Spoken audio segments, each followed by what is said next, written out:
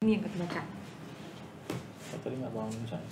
Ya nggak berani apa bangunin. Pendidikan, kesehatan, lingkungan dan lain-lain. Ini, Ya? ini Profesional. profesional. Oke, makasih ya Pak. Oke, assalamualaikum warahmatullahi wabarakatuh. Waalaikumsalam. Melambaikan kata kita mampu ya. Oh iya, sore ini kita iseng-iseng aja ngobrol sama Mas Eko. Mas Eko ini dosen teknik geodesi. Ya. Ini geodesi. Kebetulan si senior, tapi bukan senior, senang istri orang ya Pak. Tapi lebih berumur dibanding saya. Beda dikit cuma. Oh beda tipis ya, selisih paling 3 tahun 4 tahun. Banyakan uban aja sih. Nah, tapi banyak beban itu bukan berarti bahwa apa ya? Ya tapi kalau banyak uban tuh kayak adon buyung lah kalau diingat itu. Tapi mudah-mudahan sore ini kita coba lah iseng-iseng ya. Iseng-iseng ngobrol siapa tahu nanti lebih. Mau ganti jadi Corbuzier. Iya. Mas Eko ada topik menarik nggak apa yang mau kita sampaikan sore ini? Waduh, apa ya? Mas Eko, nah gini Mas Eko, saya tuh mau nanya, kalau misalnya ya, kayak kita mau memetakan hutan gitu ya, yang luas kayak waktu heboh ibu kota baru di daerah Kalimantan Timur, Penajam Pasir Utara itu kan konturnya bukit-bukit tuh Mas. Nah itu gimana cara yang paling mudah dan efektif kita memetakan wilayah seperti itu Mas? Tapi benar-benar punya ketelitian cukup tinggi.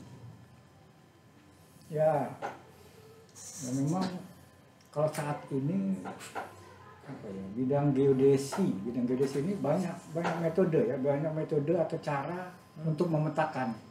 Tidak seperti dulu mungkin kalau misalnya memetakan itu hanya satu metode dengan metode terestris. Jadi memang kita harus datang gitu. Harus datang ke lokasi itu ya? Harus datang ke lokasi, membawa peralatan. Bahkan kalau dulu superior dulu itu untuk memetakan Indonesia, membuat jaringan titik kontrolnya untuk supaya teliti itu dia dari gunung ke gunung. Dari gunung ke gunung, naik gunungnya aja berapa lama. Nah Mas, kalau kita lihat sejarah perkembangan geodesi di Indonesia ya, kan kalau kita lihat zaman Belanda itu orang sampai ada stablat, kemudian berapa surat menyurat zaman Belanda itu mereka memberikan masih berbatasan dengan bukit, berbatasan dengan gunung. Tapi memang pada dasarnya saya lihat sudah mulai ada titik koordinat. Nah saat itu apakah penggunaan titik koordinat kayak untuk perang segala macam itu sudah dimulai sejak kapan sih? Kalau saat ini sudah banyak berkembang yang namanya disebut dengan sistem koordinat global. Ya. Dengan global itu ini muncul berbarengan dengan munculnya teknologi penentuan posisi dengan satelit. Global Positioning System itu ya, dengan, GPS itu ya. Dengan satelit ini dia mencakup global, makanya ada sistem koordinat global. Saat ini semua bisa mengacu ke situ. Jadi di dunia ini di mana saja satu koordinat ya hanya itu tempatnya. Ya. Satu titik ya? Satu titik itu ada koordinat ya hanya di situlah tempatnya. Tidak kalau misalkan sistem koordinat itu ada bermacam-macam. Ada yang sistem koordinat lokal, ada sistem koordinat regional, ada sistem koordinat global. Kalau lokal ya terserah kita, kesepakatan kita. Kita mau tentukan itu koordinatnya berapa. Ya lokalan kita aja. Jadi kita buat peta yang mengacu ke situ koordinatnya. Ada lagi kesepakatan regional. Misalnya antar negara yang berdekatan. Untuk menentukan batas, untuk memetakan batasnya tentunya harus ada kesepakatan itu. Kalau nggak ada ya saling ya pasti beda-beda koordinatnya. Oh itu yang misalnya kayak zaman dulu orang tua kita kalau kebun itu batasnya pohon pinang nih paling pojok gitu. Iya. Oh boleh. Jadi model seperti itu yang lokal ya? Pojok itu berapa gitu kan? Berapa nilai koordinatnya? Oh itu memang ada juga nih, harusnya ada nilai juga. Ada nilai koordinatnya, tapi kalau misalkan lokal ini tergantung gitu kan, siapa yang memetakan. Si ini misalkan tetangga sebelahnya dia memetakan itu koordinatnya 1000. Tapi yang di sini karena lokal dia juga pakai koordinat sendiri. Koordinat itu bukan 1000. Misalkan 2000 kan beda lokasi yang sama koordinatnya beda. Benar.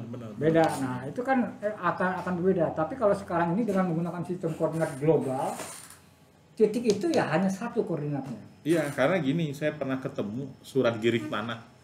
Surat girik tanah itu hanya menjelaskan bahwa bidang A berbatasan dengan bidang B. Sebelah utaranya bidang A, sebelah selatannya bidang B, sebelah timurnya bidang C. Nah, itu yang saya lihat. Tapi itu terbitan girik tahun 1958 sebelum ada sertifikasi, dan kemudian baru disertifikasi dalam jangka waktu dekat ya. Kemudian seperti stablat wilayah Pelabuhan Panjang dulu itu juga sama. Itu stablat hanya membatasi sampai batas desa Merbau Mataram sampai dengan pinggir laut. Nah, kan gitu. Jadi artinya tidak ada, kalau sekarang kan jelas koordinat tentang selatan berapa, bujur timurnya berapa gitu kan. Nah, artinya kalau zaman itu masih kesepakatan secara lokal penentuan titik kan. Dan itu memungkinkan ada tumpang tindih ya, karena koordinat tadi yang bisa sama, dia mengkira ini itu bisa menyebabkan tumpang tindih. Itu masalah yang memang banyak sekarang terjadi. Dan itu coba diselesaikan.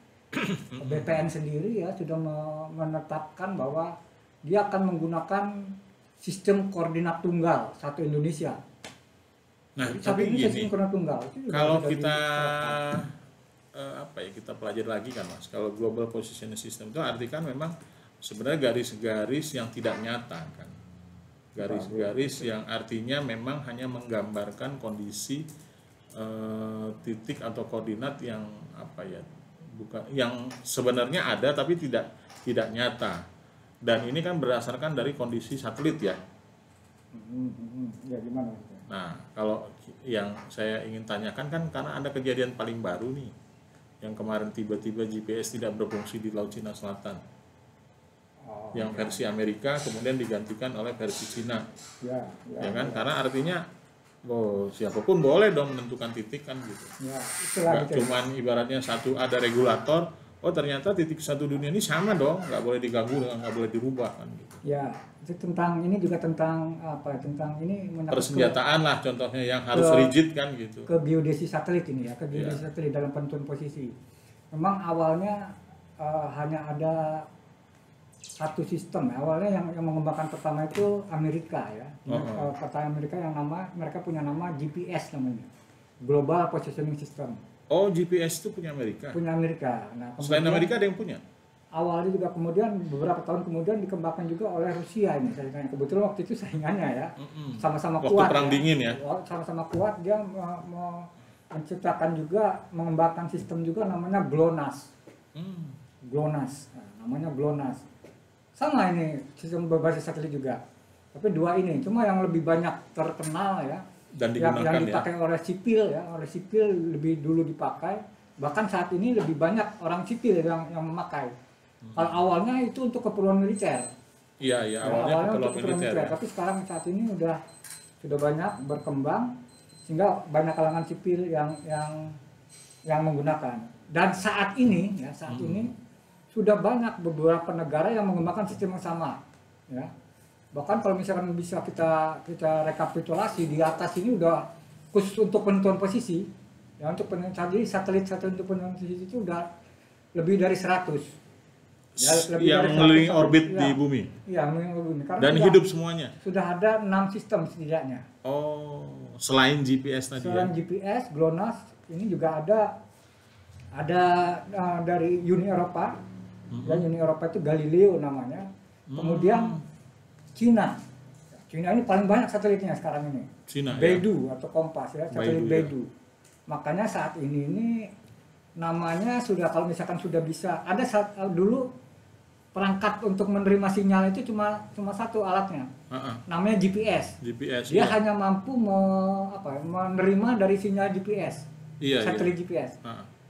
Tidak bisa menerima sinyal dari satelit yang lain, sistem yang lain kan. Nah, saat ini rata-rata satelit sistem penentuan posisi berbasis satelit itu sudah bisa menangkap semuanya. Oh gitu. Makanya namanya sekarang bukan GPS atau GLONASS sendiri, tapi namanya GNSS.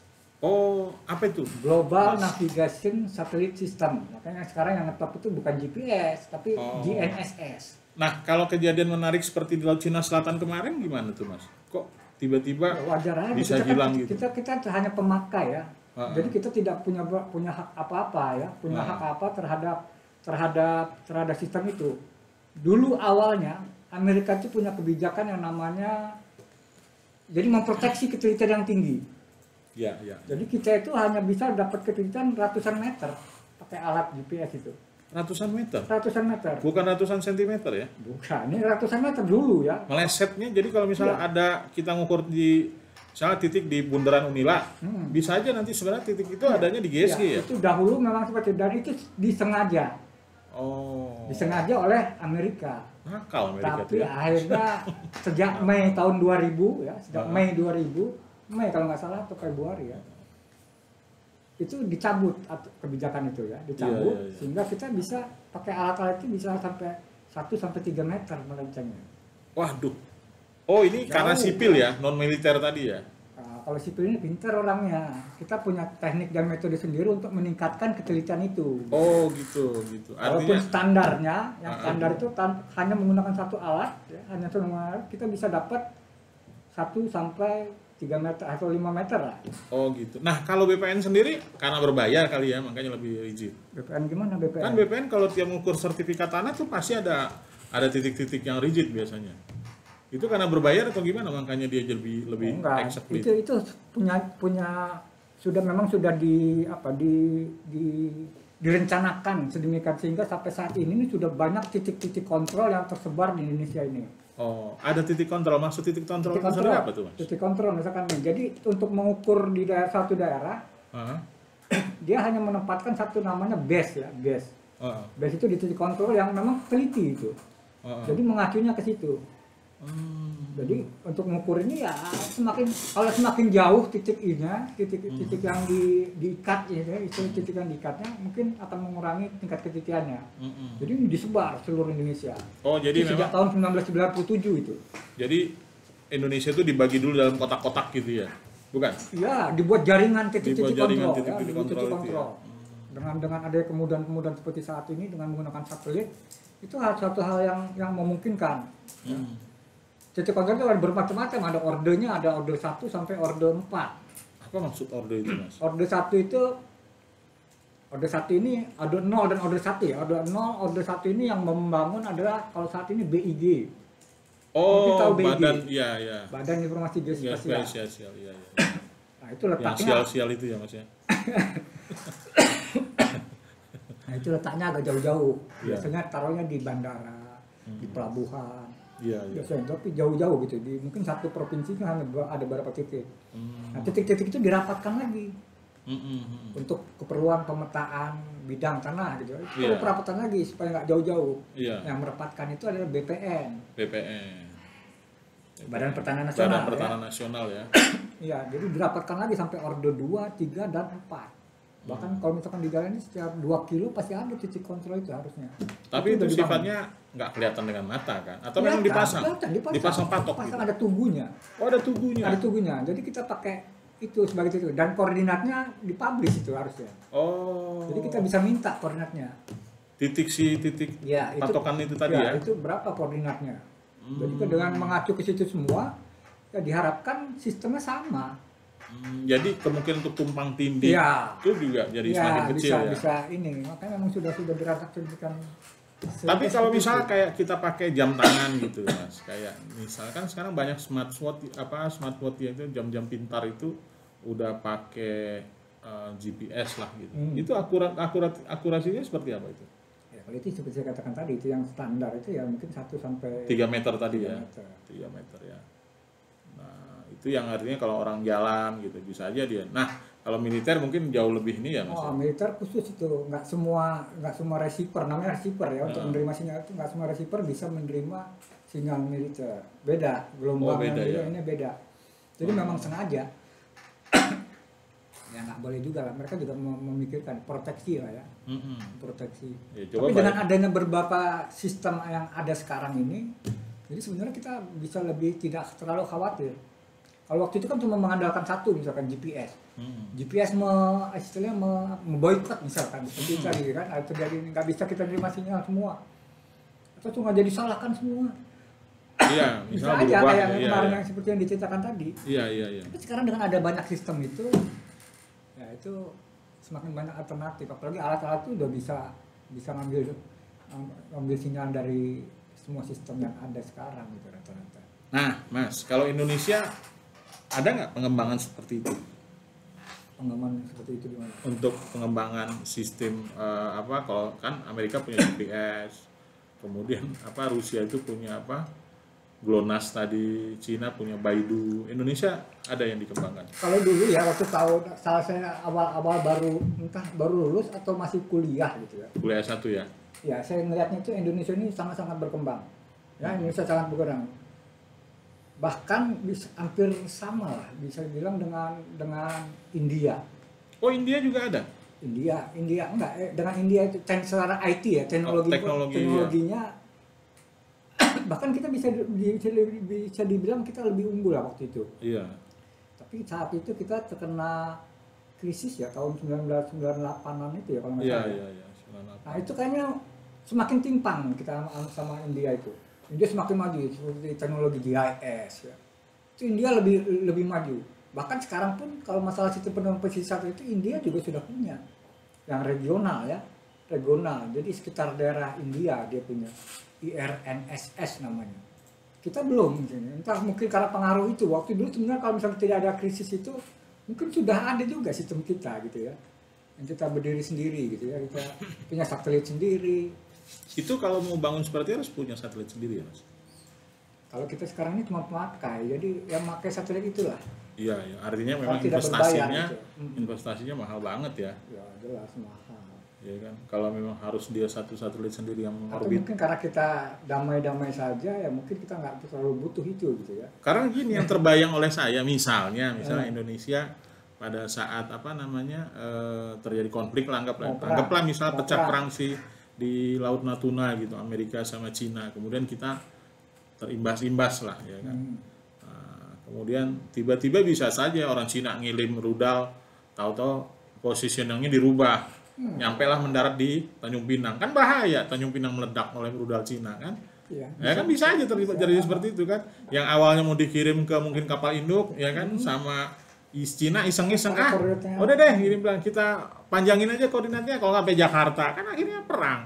Nah hal-hal yang kayak gini kan mungkin aja terjadi kan. Mungkin apalagi karena itu kan memang awalnya kan memang untuk kebutuhan untuk militer, perang kan. gitu, Iya. kebutuhan militer gitu. Artinya kalau memang kita sudah punya sendiri ya mungkin kita bisa Ya. mengamankan sendiri kan gitu. Bisa. Emang nggak tahu berapa saat ini mungkin belum prioritas ya, belum prioritas kita sebagai pengguna aja mungkin masih dirasa cukup kali ya. Karena Dan kita sudah memang hobi semuanya. gratisan kayaknya ya. Oh, hobi gratisan. Iya, kita hobi gratisan. Makanya Ya, karena paling itu gampang juga, sekarang kalau mungkin orang utangnya juga orang udah terlalu banyak gitu ya untuk membakan itu ya untuk bayar utang dulu lah kali. iya kali ya. Kalau makanya kalau orang Shopee ongkir gratis tuh banyak yang suka beli ya deh ya. Oke. Nah, jadi mungkin itulah tadi pembicaraan sekilas tentang pengembangan ilmu geodesi ya. Yang awal mulanya itu dimulai dari ilmu militer ya, Mas ya. Ya awalnya untuk geodesi satelit ya, untuk Geodesi satelit itu awalnya untuk satelit. militer ya. Untuk militer awalnya. Tapi kalau geodesi manual ya mungkin sejak dari itu dulu sudah, ya. dari wilayah Mesir itu awalnya. Oh, dari Mesir Dari ya. Mesir, jadi orang itu menyebut peta itu awalnya ada di situ gitu. Oh, gitu. Ada sungai apa? Saya lupa. Saya Sungai nggak Nil. persiapkan sih di sini gitu. Ya mungkin sekitar situ lah gitu ya. Sungai Nil. Karena Ya. memang daerah-daerah itu kadang-kadang terendam air gitu ya, air, jadi batasnya Iya, itu Sungai hilang. Nil. Ya. Ah, ah. Batasnya hilang gitu Iya, ya. iya, iya. Batas hilang, nah disitulah mulai timbul gitu. Ah, ah. Melakukan pemetaan, dia ada rekonstruksi lagi setelah batasnya hilang, gimana mengembalikan batas itu. Iya, iya, iya. Dari situ awalnya. Hmm. Jadi udah dulu ini tahun-tahun yang lalu ya, beribu tahun yang lalu. Ilmu geodesi ini ilmu tua sebenarnya. Iya, iya, iya. Jadi, oh, ilmu tua ya? Ya ilmu tua. Iya, iya. Matematika itu jurusan matematika bukan? Bukan. Bukan, saya jurusan kimia. Oh, Mas. kimia. Oke deh, sore ini cukup sekian ya. Bincang-bincang sore kita memperdalam keilmuan ya. Wah, keilmuan ini. Ah, ini di belakang itu ada tulisan apa itu? Terekam itu berarti. Iya, mudah-mudahan channel YouTube kita bisa berkembang. Oh iya. Saya nggak tahu nanti sama siapa, sama Jain mau diupload apa enggak ini. Tapi ya kalau mau diupload paling banyak orang ketawa aja. Tapi ya nggak apa-apa lah ya kan. paling ya biar Mas Eko dan saya lebih ngetop ya nggak kok ya, nggak, ya? Ketawa dong, harus ketawa. Oke, saya kira cukup sampai di sini. Dadah, sampai jumpa lagi ya. Yuk, assalamualaikum warahmatullahi wabarakatuh. Wah.